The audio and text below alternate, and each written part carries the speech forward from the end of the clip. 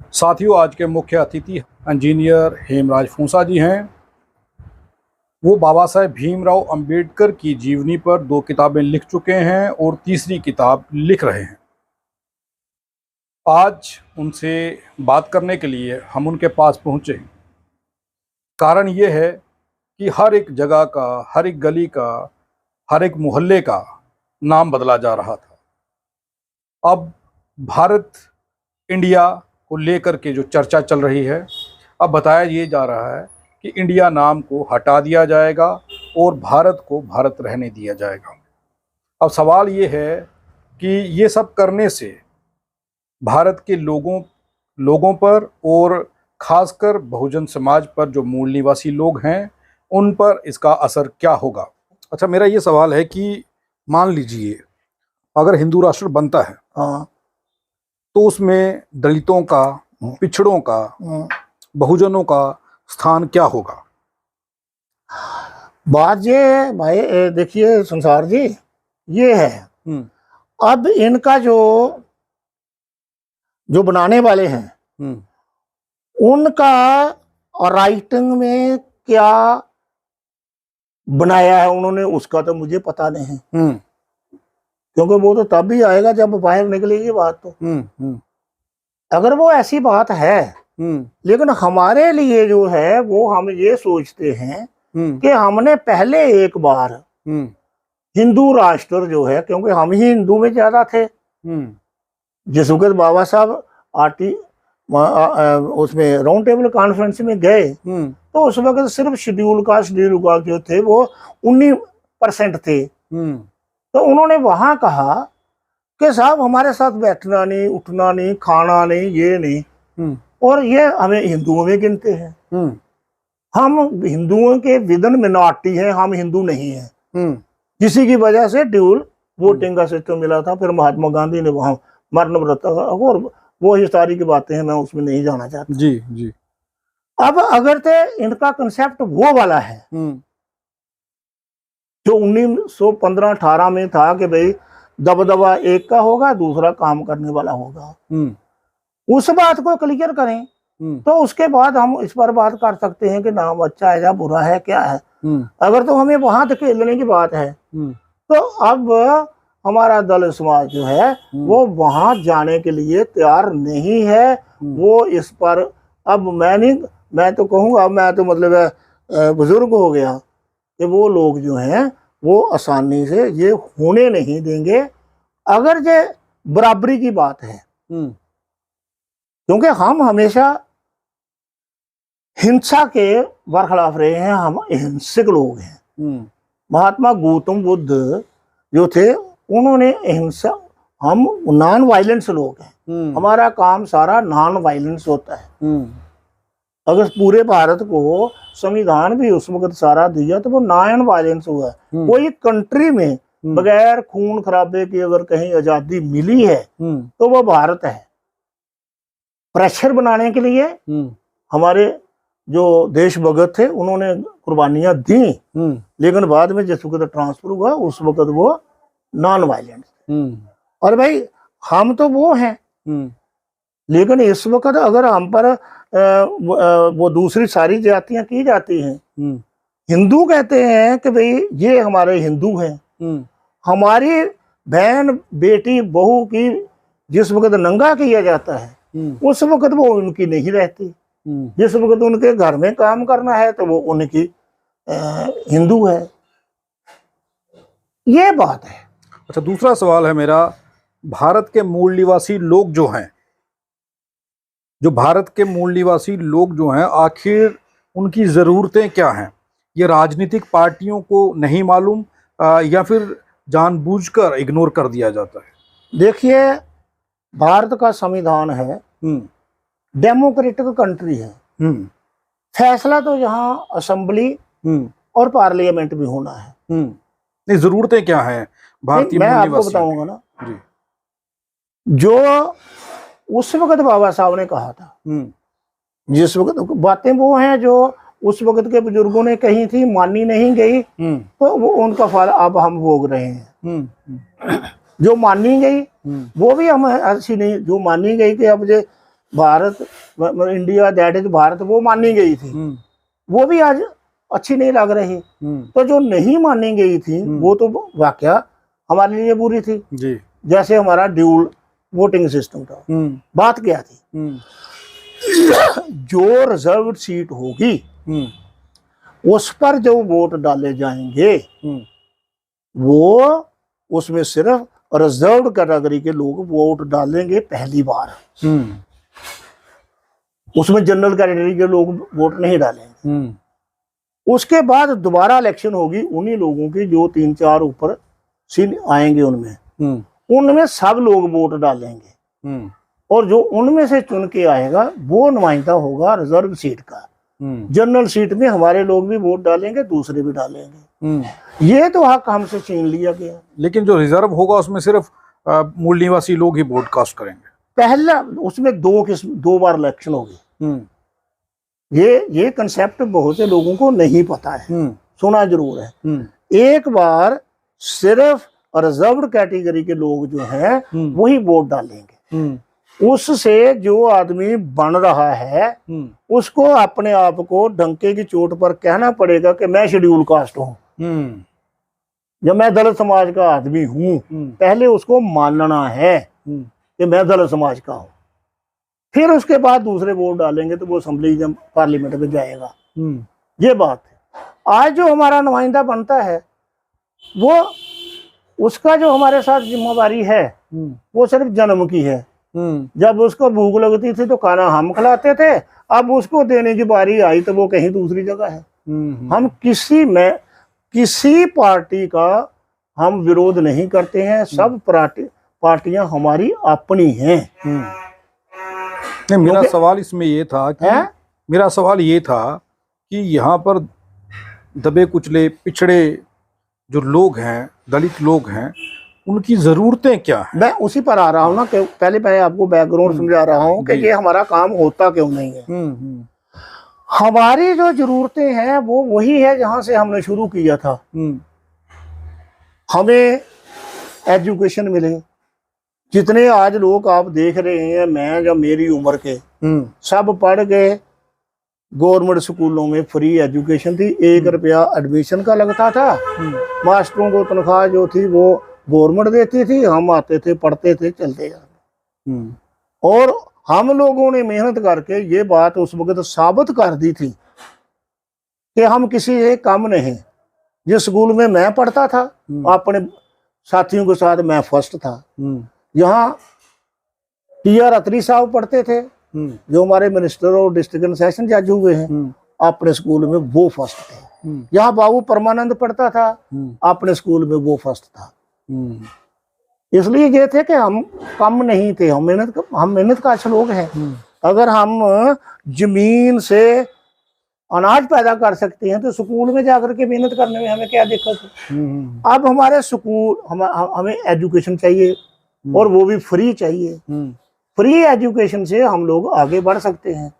अब वो हमारे हाथों से दूर चली गई। नंबर 2, हमारा जो गरीब आदमी है, गरीब का मतलब ये नहीं है कि बहुत ज्यादा गरीब हैं, क्योंकि अगर आप स्टैटिस्टिक्सली बात करेंगे J&K में 3.5% लोग ही हैं जो सर्विसेज में है हमारे। 3.5% टोटल कुल मिला के। हाँ, टोटल जो हमारे लोग हैं, गवर्नमेंट की रिपोर्ट है कि 8% रिजर्वेशन के अगेंस्ट 3.5% लोग हैं हमारे। अब 3.5% को ही आप ले लो यार, इनके पास पैसे हैं। बाकी लोग जो हैं वो तो बेचारे ऐसे ही अंधेरे में वहीं फंसे हैं। अब स्कूल उनको फ्री नहीं, दवाई उनको फ्री नहीं, वहाँ उनके पानी पीने का अब PHE वालों ने कोशिश की है, लेकिन अभी भी बहुत से गांव ऐसे हैं जहाँ पानी नहीं है।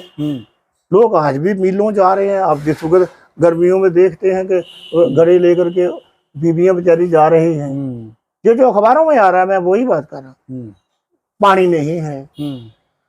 उसके साथ हमें बाकी सारी जमीनें जो हैं, एक जमाना था जमीन हमारी, ये जंगल साफ किसने किए थे? हमारे बुजुर्गों ने किए थे। जब फसल होने लगी तो दूसरे मालिक बन गए।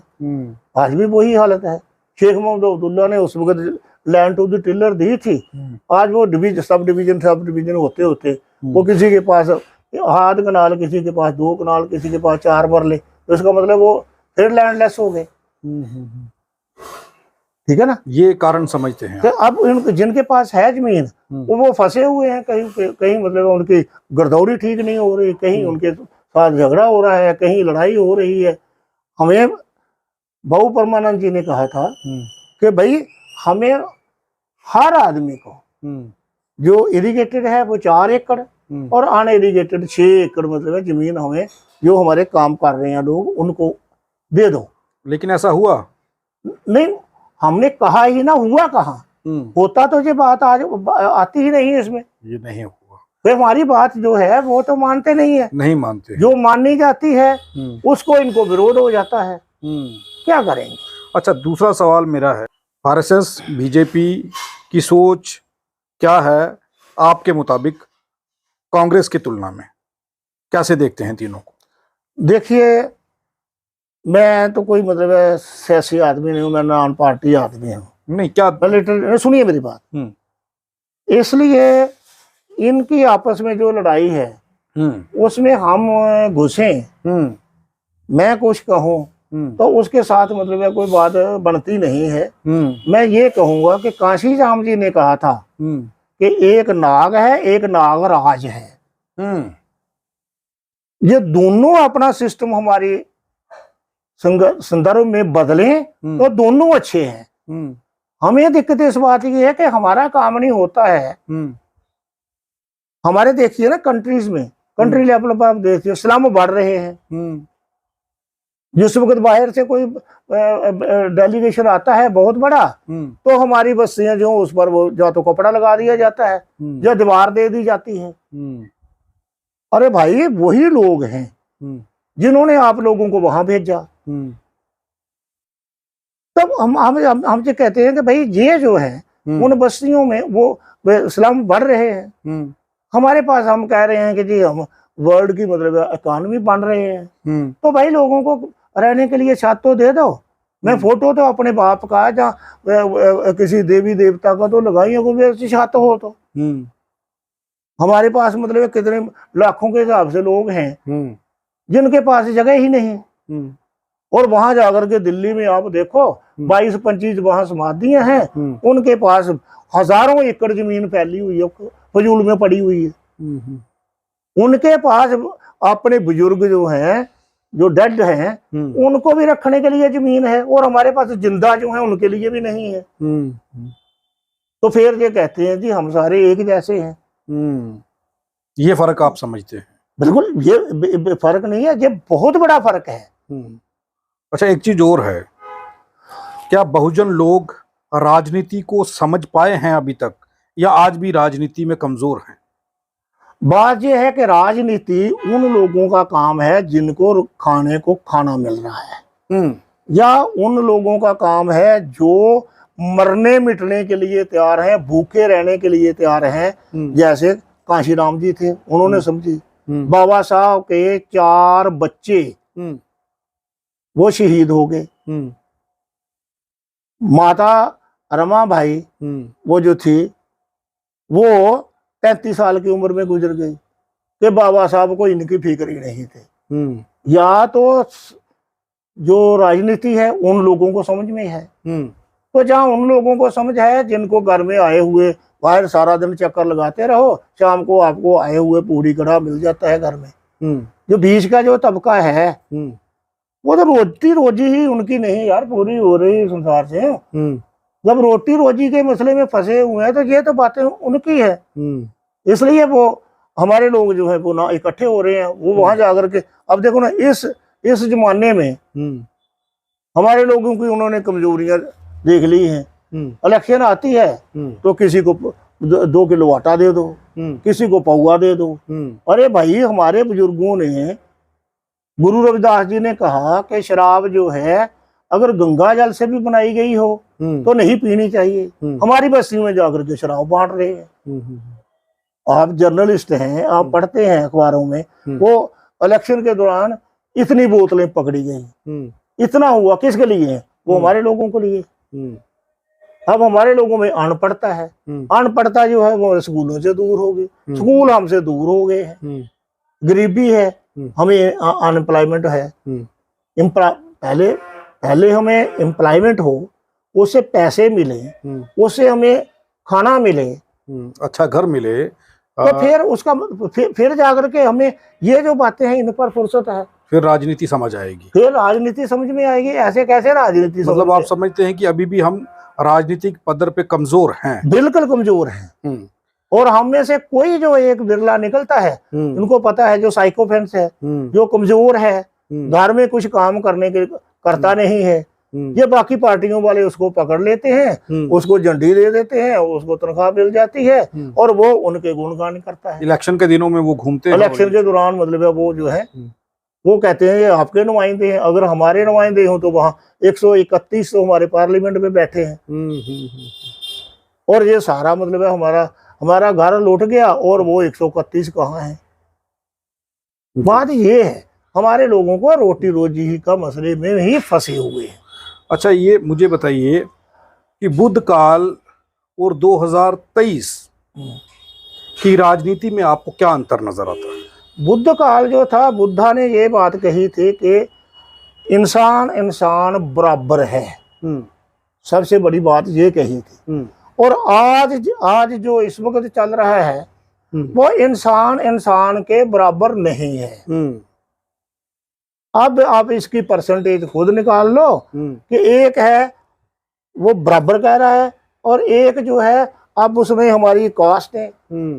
बाबा साहब ने हमारी 6743 कास्टों को कोशिश करके तो 3 में बदला। एक शेड्यूल कास्ट हो गई, एक शेड्यूल ट्राइब हो गई और एक ओबीसी हो गई, ये 3 बनाई थी। हमारे मूर्ख जो हैं कुछ बीच में है, जो कुछ घर में करना कराना तो जिनको कुछ नहीं है, वो जाकर के अब हमें नहीं देखा था कि इतने पहले हमारे सदेवतियां थी, इतने हमारे वो थे बावे थे, वो बन गए हैं। वहां जाकर के जो दाएं बाएं के लीडर हैं वो सारे वहां जाकर के लंगर छक रहे हैं। तो हमारे लोगों ने जिन्होंने इसके बारे में सोचना था उनको वहां फंसा दिया है। आज मुझे लगता है 6743 से भी अगर 3 से जरब देंगे ना, उतने हिस्सों में हम लोग बंट गए हैं। अच्छा, मुझे एक चीज बताइए, चालाकी चल रही है। मुझे एक चीज और बताइए, अखंड भारत बनाने की बात कर रही है मोदी सरकार, क्या आपको लगता है कि ये संभव है, अखंड भारत बन सकता है? अखंड भारत जो है ना, अखंड भारत की बात जो है लंबी नहीं हो जाए बात, आपका टाइम जो है शॉर्ट में जो जितना भारत का जिसको हम अखंड भारत कहते थे और अशोका के टाइम में उसका आज 14% भारत है हमारे पास टोटल कुल मिला के। हाँ 14-15% है। अब मैं गलत रहा हूँ, मेरे पास वैसे फिगर्स हैं ये सारे। 86% तो हमने पहले ही खो दिया, तो अब कहाँ क्या अखंड बनाएंगे इसका? ये पोजीशन है। तो अगर मोदी सरकार जो कह रही है, क्या ये संभव है, हो पाएगा ये? देखिए जी, कहने में और करने में बड़ा अंतर है।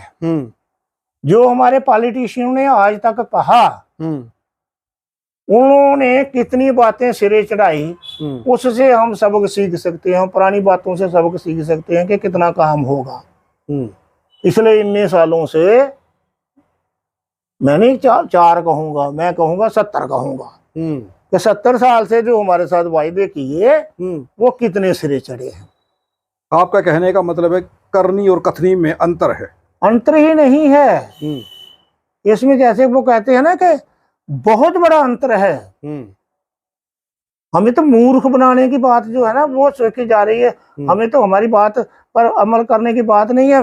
हमें खालिस्तानी कह रहे हैं, हमें नक्सलाइट जो है ना वो लोग क्या है, उनकी जमीनें जब खोली गई, आप अगर मेरी कमीज उतारने की कोशिश करोगे तो मैं क्या आगे से चुप रहूंगा? फिर मुझे बेशक आप वो मिलिटेंट दे दो नाम, जो मर्जी, उनके साथ यही है, उनकी जमीनें तो घुस गई। अब उनको फिर कह रहे हैं कि आप जाओ जाकर के तो ये शहद जो है ना वो उनसे जाकर के दरख्तों से। अब दरख्तों पर मालिक और हैं, वो उनको लेने देंगे। पहले तो दरख्त उनके थे ना, तो वो जितना शाम को लेते थे वो अपने घर आ जाता था। आज तो उसमें से मतलब उनके हाथ में 25% भी नहीं आएगा। मक्खियां जे लड़ाएंगे और उसका हिस्सा कोई खाएगा। मेरा आखिरी सवाल है, हाँ, क्या वाकई में एक पूरे भारत के अंदर चर्चा चल रही है, हाँ, क्या वाकई में संविधान खत्म हो जाएगा, संविधान को खत्म कर दिया जाएगा? देखिए ऐसा लगता नहीं है। ये एक लड़ाई नहीं हमें करनी चाहिए। हमारे बुजुर्गों ने बगैर लड़ाई के ये सारा काम हमें करके दिया है। मैंने पहले भी आपसे कहा कि एक कतरा खून का नहीं बहाया। यहाँ 15,000 किस्म की हमारी ये थी बरादरियां और ये थे, उन सब को एक रस्सी एक एक एक एक, एक धागे में बाबा साहब ने पिरो करके रख दिया। कोई गर्मी नहीं हुई, कोई खून नहीं बहा। और अब उसको खोल करके एक एक एक फूल को बखरा बखरा किया जा रहा है। तू गुलाब का है, तू चमेली का है, तू उसका है, तू उसका है। ये बात ना जचती है, ना बनती है, ना होगी। इसमें तो सिर्फ स्प्लैश स्प्लैश ही निकलेंगे। मतलब संविधान को खत्म कोई नहीं कर पाएगा, ये कह रहे हैं? मैं कहता हूं कि कर नहीं पाएगा, करना ही नहीं चाहिए, क्योंकि ये इंसान को इंसान मानता है। इसमें हमारे जितने साधु संत हुए हैं, गुरु रविदास जी, कबीर साहब, बाबा नानक, बुद्धा जी, और उसके बाद जो बाकी दूसरे मजहबों में की जो बुजुर्ग हुए हैं, उनका जो थॉट है, थॉट प्रोसेस, उनकी टीचिंग, वो एक जैसे हम जूस निकालते हैं ना, उनके सब का जूस निकाल करके हमारे गिलास में ये डालना है कॉन्स्टिट्यूशन। इसमें जब कॉन्स्टिट्यूशन जो है ये उन सब की सोच विचार का है। हर एक बीमारी का इलाज जो है वो कॉन्स्टिट्यूशन है, इसमें है। कॉन्स्टिट्यूशन ही एक ऐसा है जिसमें आपको, अब मुझे याद नहीं कितने साल हुए, शायद 250-300 साल हो गए हैं। अमेरिका जो है वो जब आज़ाद हुआ था, तो उनका संविधान है वो शायद 4 बार के 5 बार आज तक जो है ना वो अमेंड हुआ है। 4-5 बार सिर्फ मतलब अमेंड हुआ है। वो भी उनके कोई बेसिक रूल थे। 250-300 साल में है, 250-300 साल में, 250-300 साल में जो लोग मानते हैं बात। हमारे यहाँ तो मतलब पता नहीं 150 बार या कितने बार तो इसने 70 सालों में बदल दिया गया है। बात यह है कि भाई जो नॉन इशू है ना वो इशू बनते जा रहे हैं, ताकि मेन इशू से जो हमारा ध्यान है लोगों का वो हट जाए। जी, बहुत बहुत धन्यवाद सर हमारे साथ बात करने के लिए, आज के प्रोग्राम में जुड़ने के लिए। आज के इस प्रोग्राम में हमारे साथ इंजीनियर हेमराय फोंसा जी थे। उनसे चर्चा की और वो सवाल जो आम जनमानस, आम बहुजन सोच रहा है, पूछना चाहता है, जिस पर चर्चा करना चाहता है, उस पर हमने उनका पक्ष जाना, ताकि बहुजन समाज के लोगों तक ये विचार पहुंच सके। बड़े स्पष्ट शब्दों में उन्होंने कहा है कि संविधान को कोई बदलना तो दूर छेड़ भी नहीं सकता।